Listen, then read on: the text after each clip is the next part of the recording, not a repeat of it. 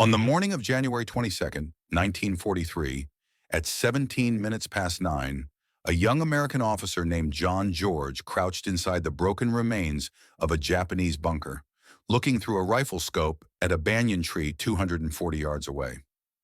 George was 27 years old.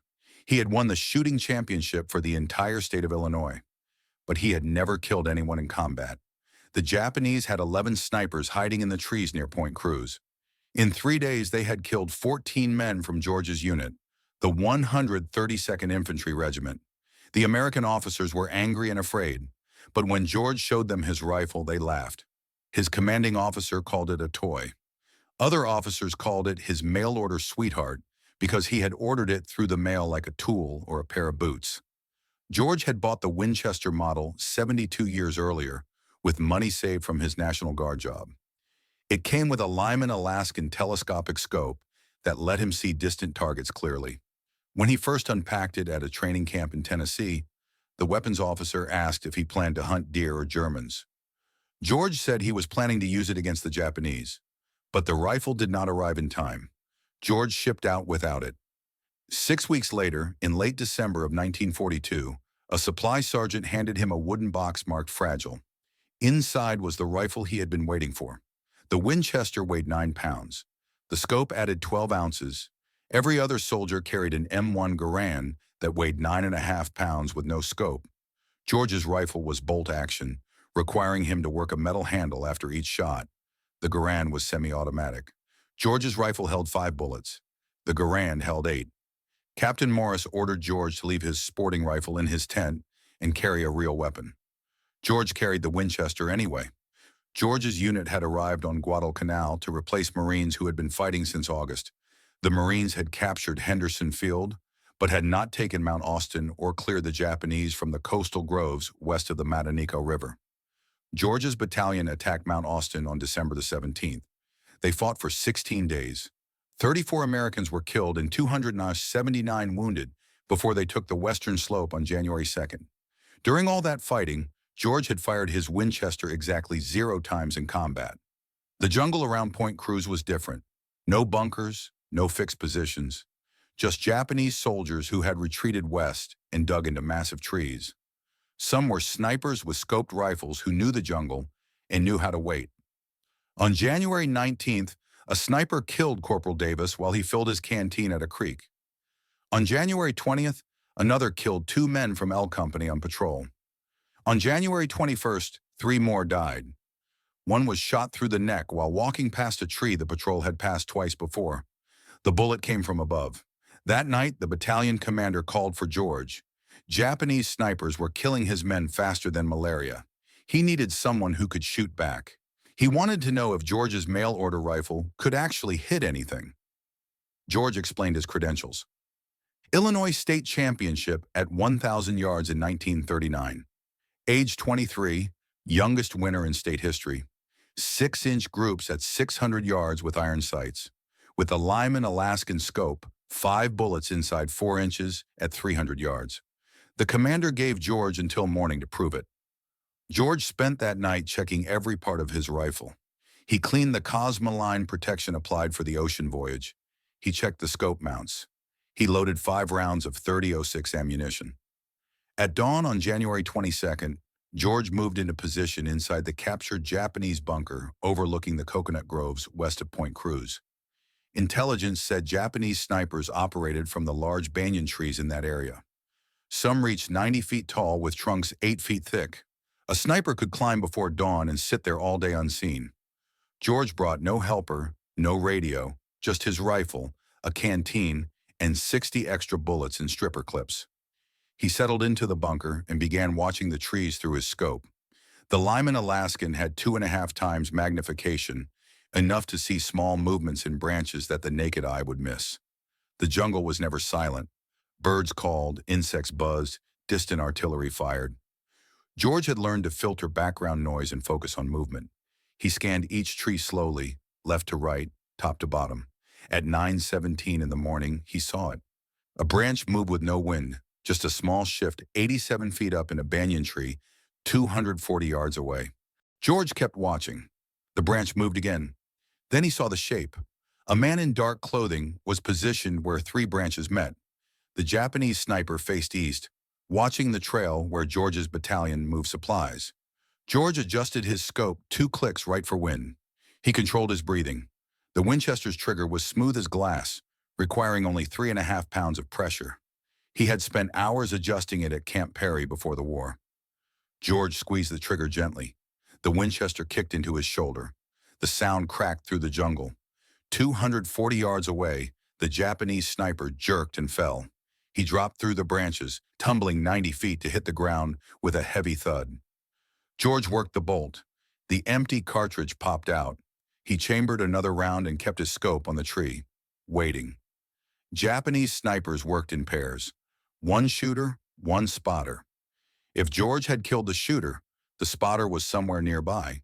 George began scanning surrounding banyan trees carefully. At 9:43, he found the second sniper in a different tree 60 yards north, lower down at 50 feet. The Japanese soldier was retreating down the trunk. He had heard the shot and knew his position was compromised.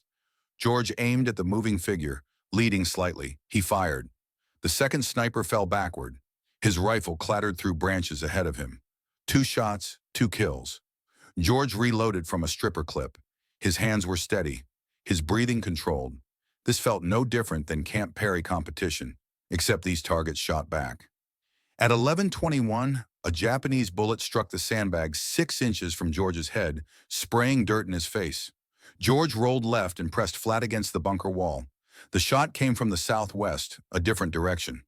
George waited 3 minutes before moving. He inched back to his position and glassed the trees southwest. The shooter would have moved after firing. That was basic sniper training. But in jungle, this dense relocation options were limited. George found him at 11:38 in the 3rd tree from the left in a cluster of 5 banyans, 73 feet up. The Japanese sniper had repositioned to a different branch but stayed in the same tree. A mistake. George fired. The 3rd sniper fell without a sound. By noon, George had killed 5 Japanese snipers. Word spread through the battalion. Men who had mocked his mail-order rifle now wanted to watch him work. George refused. Spectators drew attention. Attention drew fire. The Japanese snipers changed tactics after the 5th death. They stopped moving during daylight. George spent the afternoon seeing nothing. At 4 o'clock, he returned to headquarters. Captain Morris was waiting, mockery gone from his voice. He wanted George back at dawn. January 23rd began with heavy tropical rain that turned the jungle floor to mud and made trees invisible beyond 100 yards. The rain stopped at 8:15. By 8:45, visibility returned. George spotted the first sniper at 9:12.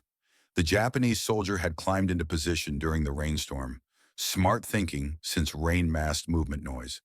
This sniper chose a tree 290 yards away, longer range than yesterday. Also smart. They were learning George's capabilities. George compensated for distance and fired. The sniper fell. The 6th kill brought an unexpected response. At 9:57, Japanese mortar shells began hitting around his bunker. They had triangulated his position from gunshot sound or muzzle flash. First rounds landed 40 yards short, second rounds 20 yards short. The third would hit directly. George grabbed his rifle and ran, sprinting north along the tree line and diving into a shell crater as mortars exploded. The bunker he had occupied moments before disappeared in explosions and debris. George relocated to a fallen tree 120 yards north. It provided cover and a clear view of the groves. He settled in and resumed watching. The Japanese sent more snipers that afternoon. They knew George was hunting them, but they were also hunting him. The situation had changed from target shooting to a duel. At 2:23, George killed his 7th sniper. At 5:41, he killed his 8th. This one had climbed 94 feet up, good concealment, but the extreme height created a silhouette against the sky when the sun angle changed. At 5 o'clock, Morris sent a runner to bring George back. George had been in the position for 9 hours. Morris wanted numbers. George reported 8 confirmed kills over 2 days, 12 rounds fired, 8 hits, 4 misses. Morris assigned George to continue at dawn on January 24th. That night, George cleaned his Winchester and considered the mathematics. 11 Japanese snipers at the start. 8 dead. 3 remaining. Those 3 would be the best, the ones who survived longest. And now they knew exactly what George looked like and what rifle he carried. George loaded 5 fresh rounds and tried to sleep. At 3 in the morning, he gave up and sat with the rifle across his lap. Rain started at 4:15. By 5:30, it was heavy enough to delay operations. George used the time to move to another new position, somewhere the Japanese would never expect. He chose a cluster of rocks the Marines had used as a machine gun nest in December. The position offered good cover and clear sight lines into the groves. George settled in and waited for rain to stop. At 7:43, the rain slowed to drizzle. Visibility improved. At 8:17 on the morning of January 24th, he found sniper number 9. The Japanese soldier was positioned in a palm tree 190 yards away, relatively low at 40 feet.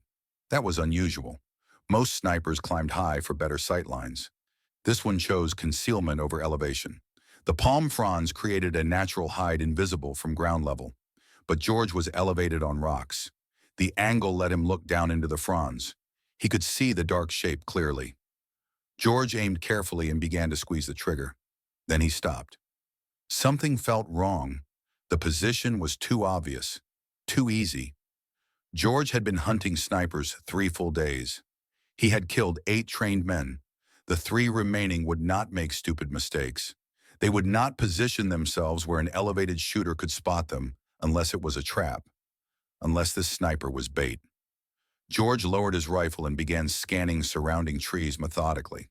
If the palm tree sniper was bait, the real shooter would be positioned nearby, watching for anyone who took the shot, waiting for muzzle flash. George checked every tree within 300 yards. It took 11 minutes. At 8:28, he found the real threat. A banyan tree 80 yards northwest of the palm, 91 feet up. The sniper was positioned in a perfect hide. Branches and vines concealed him from 3 sides. He had clear line of sight to the fallen tree where George had been yesterday, waiting for George to appear there or shoot at the bait.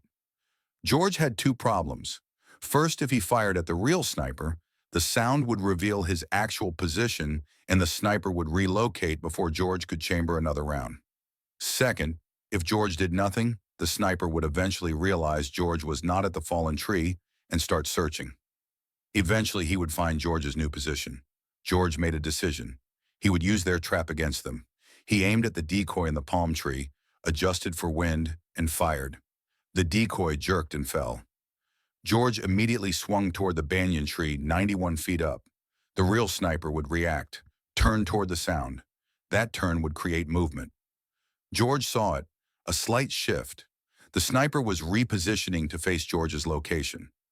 George put crosshairs on the dark shape and fired before the sniper could turn fully. The real sniper fell. His rifle tumbled after him. 2 shots, 2 kills. But George had revealed his position to anyone watching. He grabbed his rifle and ran east along the rock line, dropping into a drainage ditch 40 yards away. He pressed into the mud and waited. At 8:34, Japanese machine gun fire raked the rocks where George had been 6 seconds earlier. The firing lasted 17 seconds. When it stopped, George counted to 60 before moving. He relocated again to a shell crater 100 yards east, partially filled with rainwater. George settled in with water to his chest. He rested the Winchester on the crater rim and resumed scanning. 10 confirmed kills, 1 remaining. The 11th sniper would be the best, smartest, most experienced. He had watched 10 comrades die over 3 days. He knew George's tactics, knew his rifle, knew his approximate location, and somewhere out there, he was watching, waiting, planning. George scanned carefully. Every dark spot could be a branch or a man. At 9:47, George realized his mistake. The 11th sniper was not in the trees. He was on the ground, moving toward George's position. George saw movement at the edge of his peripheral vision, 60 yards south, low to the ground. A shape moving through undergrowth, parallel to the tree line. The Japanese sniper was using jungle floor vegetation for cover, crawling toward George's last known position at the rocks. George remained motionless in the water. His Winchester was shouldered, his breathing controlled. But the angle was wrong. The crater rim blocked his view of the approaching sniper. George would have to rise to get a clear shot, exposing himself. The Japanese sniper stopped at 9:52, reaching a position 40 yards from the rocks. George watched through his scope. The sniper was studying the rocks, searching for movement. George did not move. Patience was the primary skill of sniper work. The ability to stay still, let time pass, wait for the right moment instead of forcing a bad shot. At 9:58, the Japanese sniper moved again, crawling forward. 35 yards from the rocks, 30 yards, 25. He was approaching from the south side, the same side George had used when escaping the machine gun fire. George understood the tactic. The Japanese sniper had watched the machine gun attack. He knew George had moved east. Now he was working along the most likely escape route, hunting George the way George had hunted him. At 10:03, the Japanese sniper reached the rocks. He moved into the machine gun nest and took a firing position, facing east toward the drainage ditch, toward where George should have gone. The sniper was 38 yards from George's actual position, but facing the wrong direction. His back was exposed. George had a clear shot, center mass at 38 yards. Easy even without a scope. But George hesitated. This sniper had survived 10 days of American operations at Point Cruz. He had outlived 10 other trained snipers killed because they made mistakes. This man would not make those mistakes. The position in the rocks was too exposed, too vulnerable. No experienced sniper would stay there more than a few seconds. This had to be another decoy, another bait position.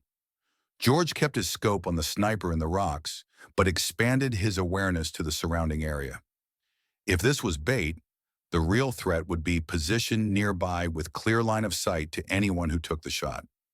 At 10:06, George found it, a second Japanese soldier 70 yards northwest of the rocks behind a fallen tree trunk.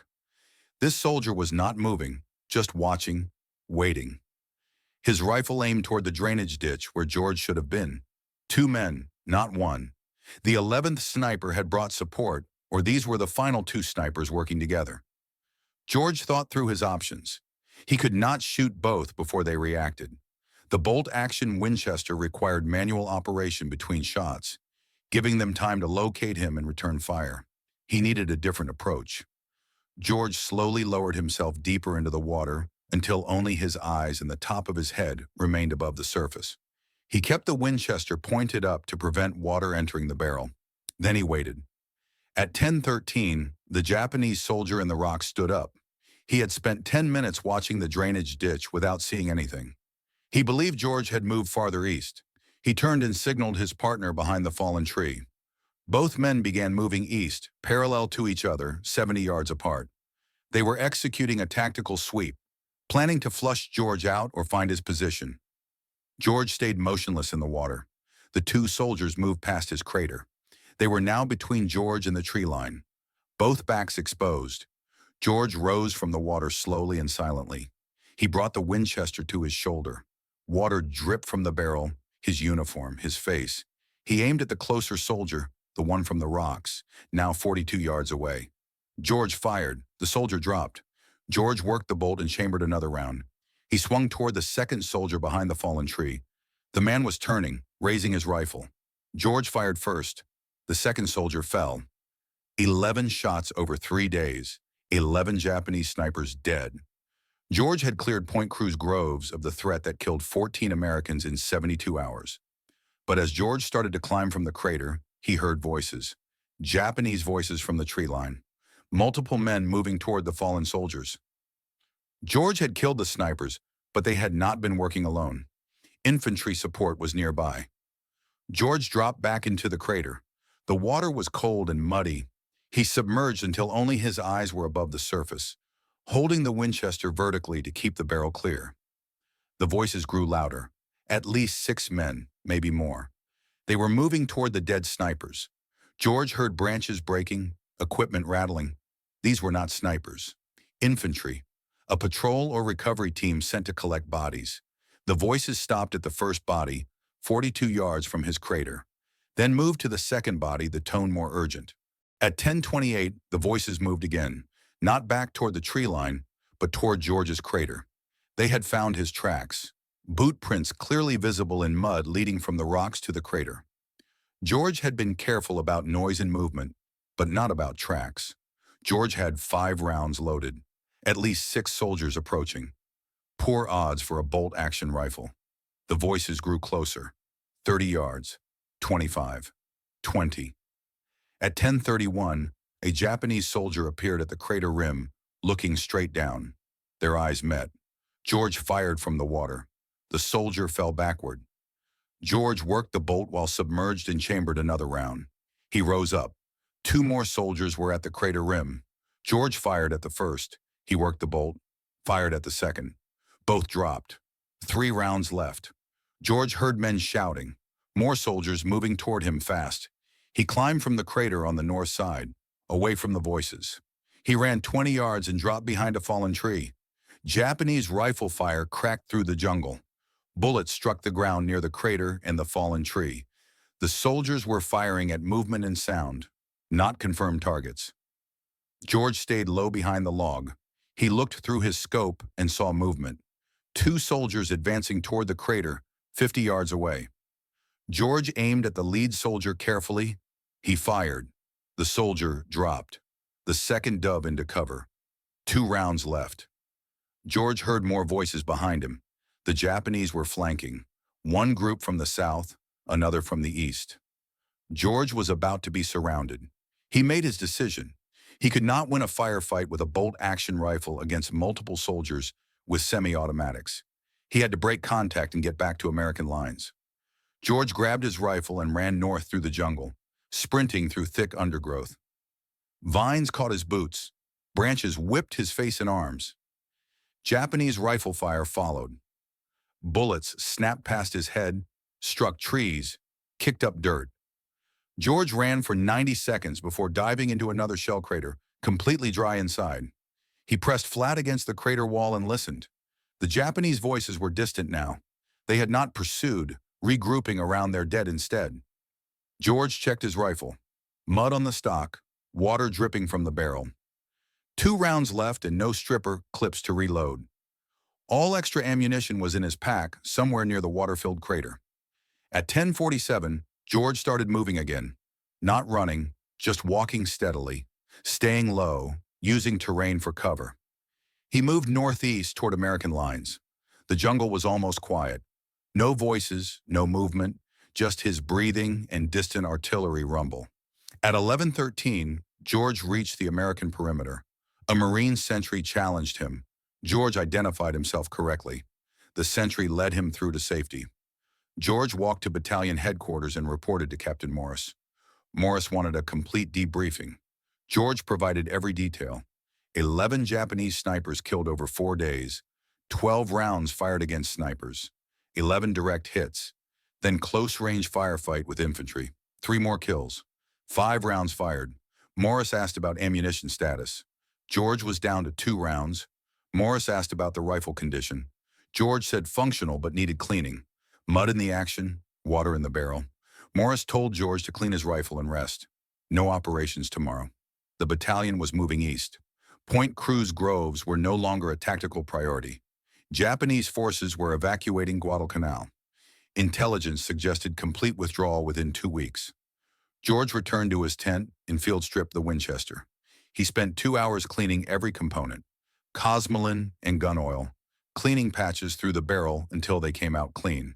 He checked scope mounting screws, adjusted eye relief, loaded 5 fresh rounds. At 2 in the afternoon, word came from division headquarters. The battalion commander wanted to see George. George walked to headquarters wondering if Morris had filed a negative report.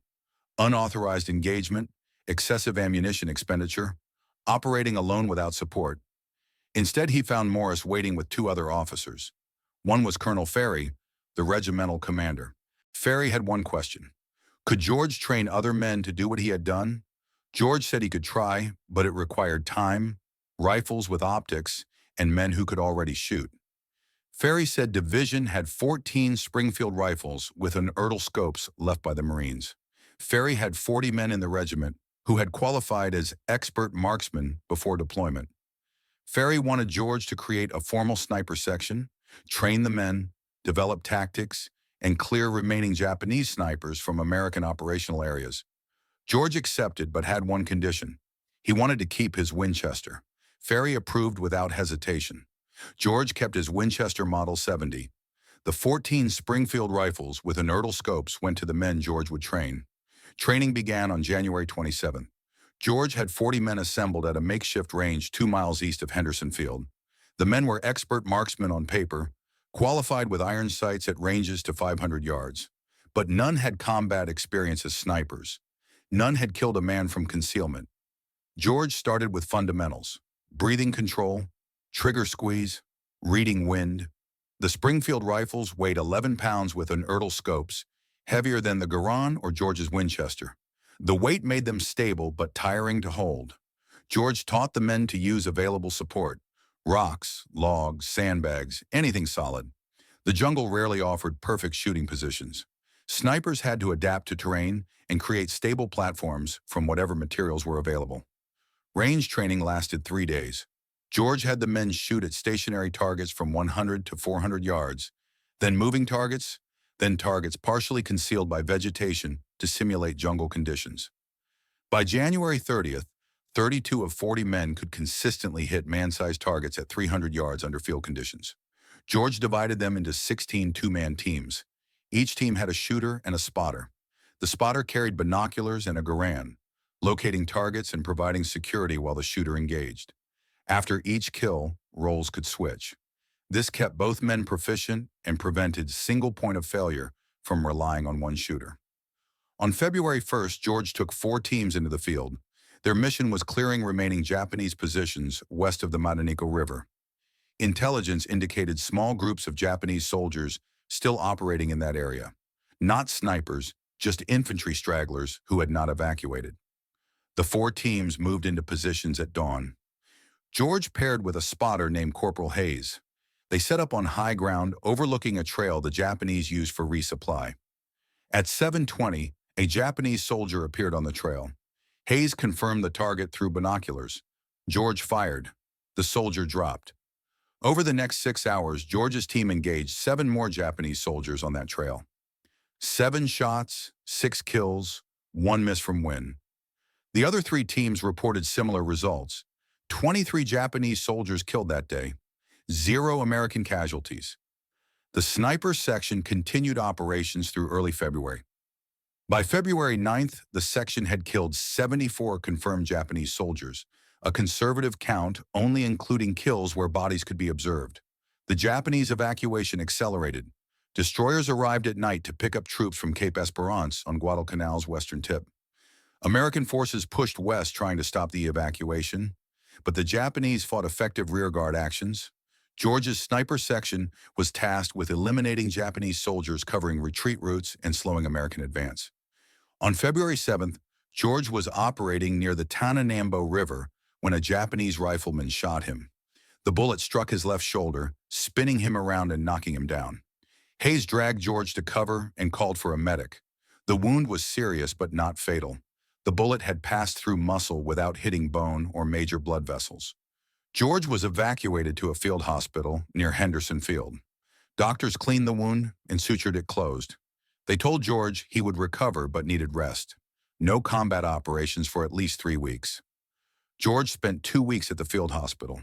During that time, the Japanese completed their evacuation. On February 9th, American forces reached Cape Esperance and found it abandoned. The campaign was over. George's sniper section had operated 12 days, 74 confirmed kills, 0 friendly casualties during sniper operations. The section received official recognition from division headquarters. Colonel Ferry recommended George for a Bronze Star. But George's war was not finished. While recovering, new orders came from Pacific Command. The Army needed experienced combat officers for a classified mission involving Burma. George volunteered without knowing details. By March, George was on a transport ship heading west. His Winchester Model 70 was packed in a waterproof case in the cargo hold, the Lyman Alaskan scope wrapped in oiled cloth. George knew only that the Burma mission involved jungle warfare, long-range patrols, and operations behind Japanese lines. The transport reached India on April 3rd. George and 200 other officers received their first detailed briefing. They would join a new unit with 3,000 men. The unit had no official designation. The men called themselves Merrill's Marauders. John George kept his Winchester through the entire Burma campaign, through every mile of jungle, when men around him died from disease and exhaustion and enemy fire. The rifle that officers mocked as a mail-order toy became a legend among men who saw what it could do in the hands of someone who truly knew how to use it. But the real story was never about the rifle itself. The real story was what George discovered during those 4 days at Point Cruz. He discovered the fatal weakness in Japanese sniper doctrine that no one else had recognized. Japanese snipers were among the best trained soldiers in the war. They were patient, disciplined, and deadly. But they had one critical vulnerability George learned to exploit. They relied completely on remaining motionless in fixed positions. They climbed trees before dawn and stayed all day without moving. Their entire tactical approach depended on perfect concealment and perfect stillness. That approach worked extremely well against normal infantry patrols and soldiers just moving through an area. But it failed completely against a counter-sniper who understood the pattern. George realized Japanese snipers were predictable once you understood their system.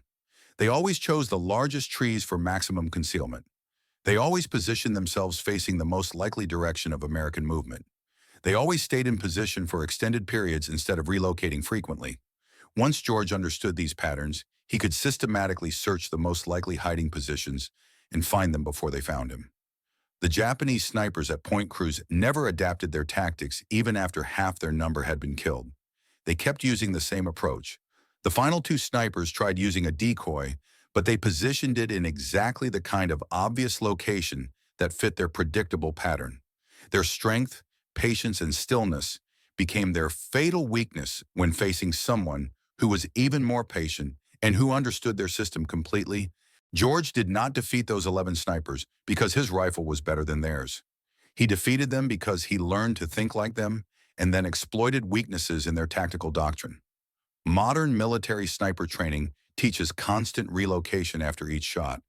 Modern snipers are trained never to stay in one position more than a few minutes. That doctrine exists partly because of lessons learned from men like John George, who proved that even the best trained snipers become vulnerable when they follow predictable patterns. George rarely spoke about Guadalcanal after the war ended.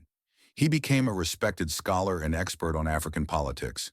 He worked for the State Department. He lived a quiet academic life in Washington, but he never forgot those 4 days at Point Cruz. In 1947, George decided to write everything down before the memories faded. He spent 6 months writing a detailed technical manuscript about weapons and tactics in jungle warfare. A friend at the National Rifle Association read it and convinced him to publish. The book was called Shots Fired in Anger. It became an instant classic among military historians and firearms experts. The book is still in print today, still studied, still referenced. George described every detail with clinical precision. No exaggeration, no drama, just facts about what worked and what did not when men were trying to kill each other in the jungle. John George died on January 3, 2009. He was 90 years old. The Winchester Model 70 that killed Japanese snipers at Point Cruz was donated to the National Firearms Museum. It sits in a glass display case with a small sign explaining its history. Most visitors walk right past without stopping. It looks like any other old hunting rifle from the 1940s. But it is not just any rifle. It is the rifle that proved a state championship shooter with a mail-order scope could outshoot professionally trained military snipers. It is the rifle that cleared the Point Cruz groves in 4 days when an entire battalion could not do it in 2 weeks. It is the rifle that exposed the fatal weakness in an enemy's tactical doctrine. They said a mail-order rifle had no place in modern warfare. They said it was a toy for hunting deer, not for fighting trained soldiers. They were completely wrong. Sometimes the weapon does not matter nearly as much as the man holding it and his ability to see patterns that others miss.